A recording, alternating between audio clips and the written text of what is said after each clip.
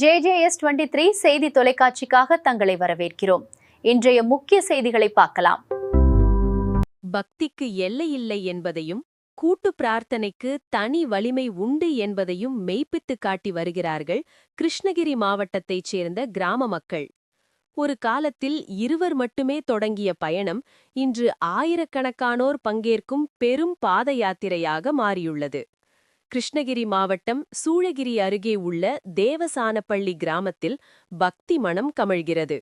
சுமார் 17 ஆண்டுகளுக்கு முன்பு இந்த கிராமத்தைச் சேர்ந்த 2 பேர் மட்டும் 200 கிலோமீட்டர் தொலைவில் உள்ள கர்நாடக மாநிலம் சாம்ராஜ்நகர் மல்லே மாதேஸ்வரன் மலைக்கு பாத யாத்திரையாக சென்றனர்.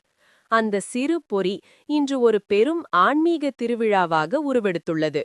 அடுத்தடுத்த ஆண்டுகளில் 10 பேர் 50 பேர் என உயர்ந்து இன்று தேவசானப்பள்ளி கிராமமே திரண்டு செல்கிறது.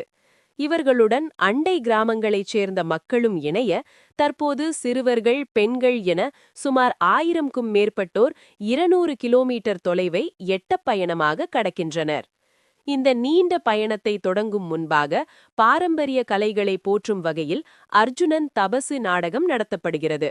இதனைத் தொடர்ந்து ஊர் மக்கள் மற்றும் வாகன ஓட்டிகள் என சுமார் 2000க்கும் மேற்பட்டோருக்கு பிரம்மாண்ட அன்னதானம் வழங்கப்படுவது வழக்கம். அதன்படி இன்றும் மாதேஸ்வரனுக்கு சிறப்பு பூஜைகள் செய்யப்பட்டு பொதுமக்களுக்கு உணவுகள் வழங்கப்பட்டன.